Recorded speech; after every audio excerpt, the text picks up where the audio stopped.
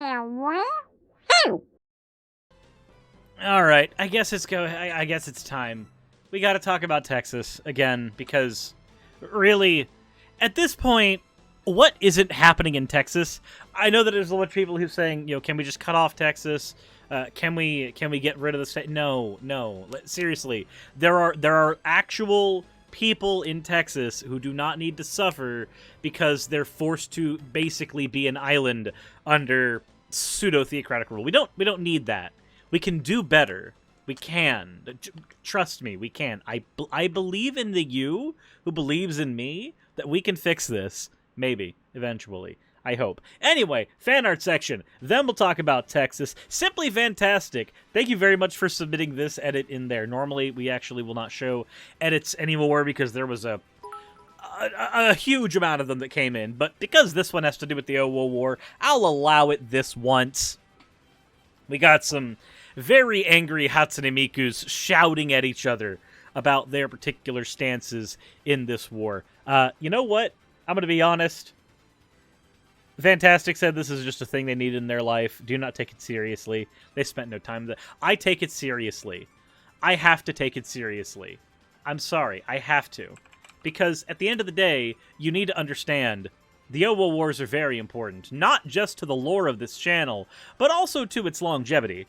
What do I mean by that? Well, I mean, if you haven't checked out the Emporium, oh god, that sounds real cringy just to even say, we actually have the Owo War merchandise. You can choose which side you want to be on, either the Owo one or the wrong one, but if you choose to be a conscientious objector, you can actually pick up merchandise that shows the viewer's side of that particular battle. You could even get yourself a giant desk mat if that is something that you would like. I actually have a giant one sitting right in front of me. They're very, very nice.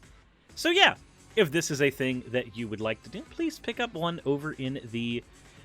Check the description. You'll be able to find where all of the merchandise is there. Pick your side. Let me know on Twitter what your side is. All right. With all that said, now that we've got our propaganda-o out of the way... God, I don't know if I hate my chat or not. I really don't. Texas, please, give me more reasons to abandon this mortal coil. Texas doctor who defied state's new abortion ban is sued.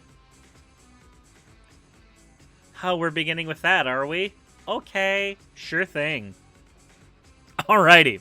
So this one is written by Jamie Stengel. This was submitted about 10 days ago. I really don't like this advertisement just sitting here. I don't care about it. Go away. So, a San Antonio doctor who said he performed an abortion in defiance of new Texas law all but dared supporters of the state's near-total ban on the procedure to try to make an early example of him by filing a lawsuit. And by Monday, 2 people obliged. So, just to recap, for those who don't remember, Texas set up basically like a bounty hunter thing in its state, where you have the ability to get $10,000 if you can successfully sue a doctor or somebody involved in helping someone with an abortion. It's real Mad Max style shit. And, oh, by the way, for the several people who probably go into the comment section saying, "This will save lives!" Shut the fuck up and eat a shoe. Okay? Okay. Good. Glad to know we're on that level of the discourse. Anywho, former attorneys in Arkansas and Illinois filed separate state lawsuits. Fuck both of those attorneys. Monday, against Dr. Alan Braid, who, in a weekend Washington Post opinion column, became the first Texas abortion provider to publicly reveal that he had violated the law that took effect on September 1st. They both came in ahead of the state's largest anti-abortion group, which had said it had attorneys ready to bring lawsuits. Neither ex-lawyer who filed the suit said they were anti-abortion, but both said courts should weigh in. Ah, yes. They're definitely not anti-abortion. They're definitely not anti-abortion, yet they were ex-lawyers who sued over... Yeah, no, seriously, fuck both of them. No, you two, as human beings? Fuck you. Anyways, continuing on, both says the court should weigh in. Oh, and if their point is, oh, we just want to bring awareness to this, I just can't give a shit. I just can't. Is the more ethical thing to, like, aim a gun at somebody and shoot it at them so you can say, look, gun violence bad? Or is the more ethical thing to just not fucking shoot a human being? Which one? Which one is more ethical? I'll let you decide in the comment section below. You do your thing. While hitting the subscribe button if you haven't already. Remember, if we hit 40,000 subs, 24-hour stream / subathon. Still don't know which one I'm doing yet. Anywho, continuing on. The Texas law prohibits abortions once medical professionals can detect cardiac activity, which is usually around 6 weeks, and before some women even know they're pregnant. Already covered that in other episodes. Prosecutors cannot take criminal action against Braid because the law expressly forbids that. The only way the ban can be enforced is through lawsuits by private citizens who don't have to be from...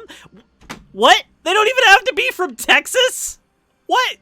What? How? How is this an okay thing? They don't even have to be from Texas. What? Oh my god. They're entitled to claim at least I thought it was at most. At least $10,000? In damages if successful? How are they getting money in damages? Who hurt you? If a woman aborts her child, how does that hurt you? What revenue did you lose? What the fuck? How does that law even work? Oh my god.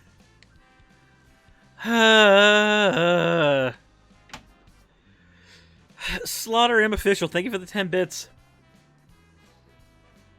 Oscar Stiley, who described himself in court paperwork as a disgraced former lawyer who lost his law license after being convicted of tax fraud, in 2010 said that he's not opposed to abortion, but sued to force a court review of the Texas anti-abortion law, which he called an end run. Really? Really? Okay. Says, I don't want doctors out there nervous and sitting there quaking in their boots and saying, I can't do this because if this thing works out, then I'm going bankrupt. Stiley in Arkansas said near the Oklahoma border. Felipe Gomez of Chicago asked a court in San Antonio in his lawsuit to declare the new law unconstitutional. Okay, see, at that point, that's better. That's fine. But that's a weird way to call attention to it, right? Like, let me just sue you. Let me sue you and then call the law unconstitutional. Like, that's a weird way you do that, right? Like, usually in a lawsuit, don't you have to declare that because of something you should win, not declare you're going to lose? That feels strange. Maybe this is just very far outside of my wheelhouse, and I just don't get it. But at least he does say to call the law unconstitutional in his suit. In his view, the law is a form of government overreach. It is. God fucking... Imagine being libertarian and looking at this and going, yeah, this is based. No, it's not. Eat a shoe. He said this lawsuit was a way to hold the Republicans who run Texas accountable, adding that their lax response to public health during COVID-19 conflicts with their crackdown on abortion rights. It doesn't conflict. They've never been pro-life. Like, it's not pro-life. It's pro-forced birth. It's pro-control. That's what it's been from the start. That's what it's always been. Now, there are concerned citizens who think that it is pro-life, and therefore they fight on those terms, and I'm sorry that you have been duped. I am so sorry that you have let politicians lie to you. I am here to tell you, as a 29-year-old guy talking from behind an anime girl on the internet, politicians lie to you. Did you know that? Please don't eat the shoe. No, eat the shoe. Not shoe on head. Don't do that. That one's cannibalism. Just like a leather shoe. Leather goods are edible, right? Said if Republicans are going to say that nobody can tell you to get a shot, then they shouldn't be able to tell women what to do with their bodies either. Said I think they should be consistent. Again, I guess in that case, yes, it is. If it is a matter of bodily autonomy, there is a consistency issue there. Gomez says he wasn't aware he could claim up to $10,000 in damages if he won the lawsuit. If he received the money, he said he would likely donate it to an abortion rights group or to the patients of the doctor he sued. Okay, so that... Okay, you know what? Cool. This one I'm okay with. Based out of 10. Legal experts say Braid's admission is likely to set up another test of whether the law can stand after the Supreme Court allowed it to take effect. Said being sued puts him in a position that he will be able to defend the action against him by saying the law is unconstitutional. And this was said by Carl Sanger, a law professor at Columbia University in New York City. Braid wrote that on September 6, he provided an abortion to a woman who was still in the first trimester but beyond the state's new limit. He says he fully understood that there could be legal consequences, but he wanted to make sure that Texas didn't get away with its bid to prevent this blatantly unconstitutional law from being tested. 2 federal lawsuits were already making their way through the courts over the law, known as Senate Bill 8. In one, filed by abortion providers and others, the Supreme Court declined to block the law from taking effect, while the case makes its way through the legal system. It's still proceeding in the 5th U.S. Circuit Court of Appeals. In the second case, the Justice Department is asking a federal judge to declare the law invalid, arguing that it was enacted in open defiance of the Constitution. The Center for Reproductive Rights, one of the plaintiffs in the first federal lawsuits, is representing Braid. The center's senior counsel, Mark Herron, noted in a statement that the Texas law says that any person can sue over a violation, and we are starting to see that happen, including by out-of-state claimants. Yeah, no, that's real fucking stupid. I don't know why you would have a law set up in such a way that people who are outside of your state can sue people inside your state for something that's apparently a state issue. Like, if you're going to allow people like all across federal lines to do this, then maybe you should, stick with federal law. In which case, you can't really do this anyway. So neither of these lawsuits are valid attempts to save innocent human lives, the group said. We believe Braid published his op-ed intended to attract imprudent lawsuits, but none came from the pro-life movement. The Texas Right to Life launched a website to receive tips about suspected violations, though it's currently redirecting to the group's homepage. A spokeswoman for the group has noted the website is mostly symbolic because anyone can report a violation, and because abortion providers appear to be complying with the law. Okay, so abortion providers should not be complying with the law, and B, that website should be spammed with Sonic the Hedgehog porn. I'm sorry. You're going to violate women's rights? You get sent Sonic the Hedgehog porn. Copious amounts of Sonic the Hedgehog porn, specifically involving their gross-ass feet. Like, can you imagine the absolute stench of Sonic's feet after running for the entirety of a game? Have you ever seen that man take his shoes off? I haven't fucking either. Republicans should have to envision that every single time they even so much as think about controlling somebody else's body. And if they're into that, well, I'm not going to kink shame, but we'll give them something that they're probably not going to like. Eggman's gullet or some shit. Joanna Grossman, a law professor at Southern Methodist University in Dallas, said that if a lawsuit against Braid reaches the Texas Supreme Court, the court could decide whether the legislature exceeded its own power by allowing anyone to sue. The Texas Supreme Court will have the opportunity/obligation to say whether this approach, which would not be limited to abortion, is an acceptable way for the legislature to pursue its goals. Seth Chandler, a law professor at the University of Houston, said anyone suing would have to persuade a Texas court that they have standing, despite not having personally suffered monetary or property damages. Yeah, that's a fucking thing that I pointed out way earlier in the article. How are you going to sue over damages? What damages happened to you? That's not how the fucking law works.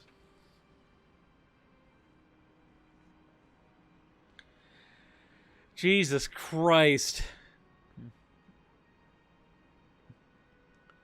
Braid said that in the Post column that he started his obstetrics and gynecology residency at San Antonio Hospital on July 1st, 1972, when abortion was effectively illegal in Texas. That year, he saw 3 teens die from illegal abortions.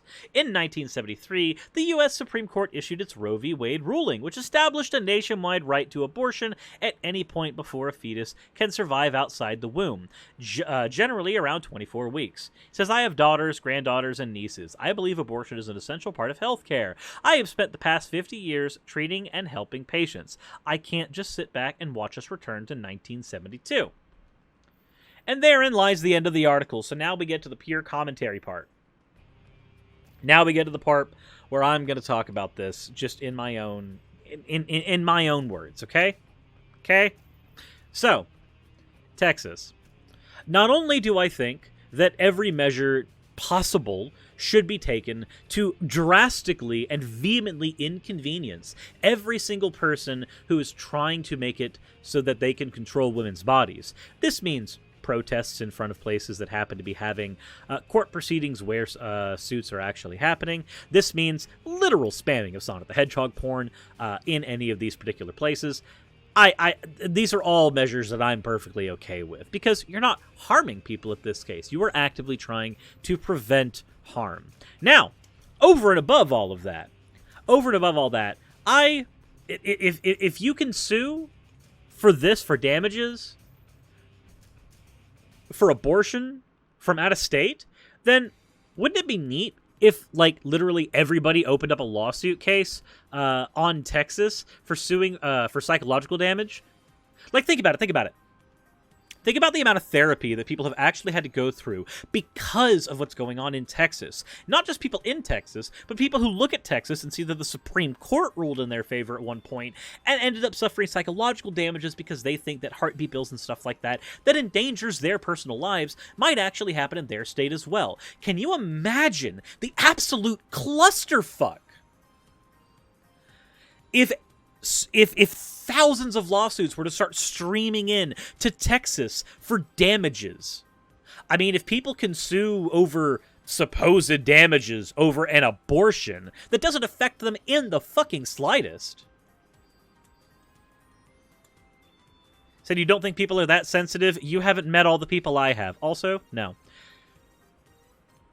People aren't so sensitive that an abortion happening in Texas that doesn't affect them with people they don't even fucking know can actually cause them damages, and yet that's a thing that people can sue over and are trying to sue over now because of the new Texas law. I don't give a flying fucking shit. I give zero fucking shits. If you personally, not just you, Trekkie, but anybody, personally thinks that somebody might be hurt by this, the fact of the matter is, I have seen these bills attempt to be passed in Georgia. I have seen the psychological damage that can happen to people when they try sitting in here. I have had conversations with people who were about to move here and chose not to because of heartbeat bills and how much that actually was going to potentially affect them. So if Texas thinks it's okay to sue over damages for shit that doesn't affect you, then cool. Let them roll those dice, let them play that game, and let every single person who has the ability, wherewithal, and funding put in a lawsuit against the government of Texas, or against Abot him fucking self, and sue for damages there, psychological damages, because of the potentiality of the exact same things happening in their state, now that we know that it can happen in one other state.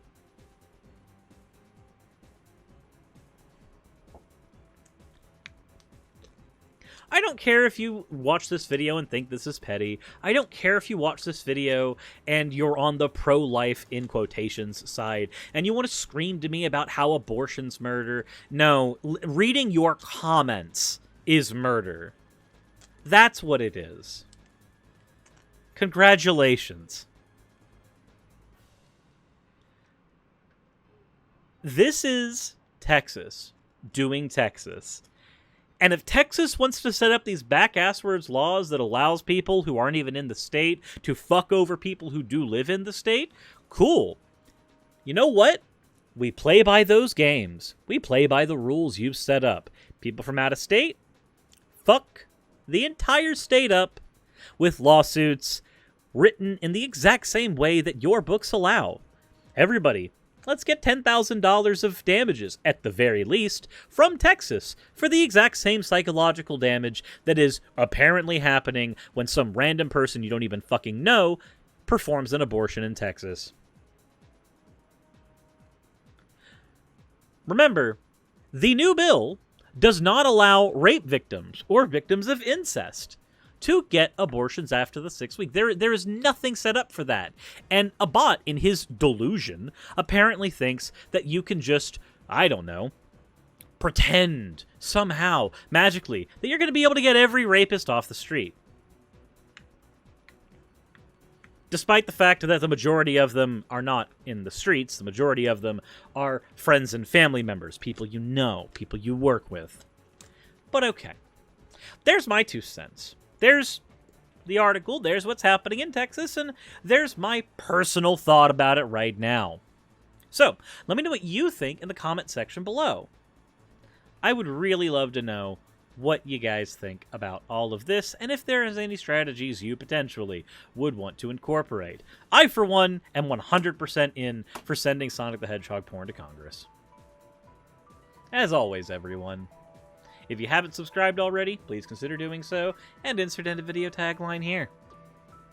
Hey, thank you so much for watching this video. It really means a lot to me.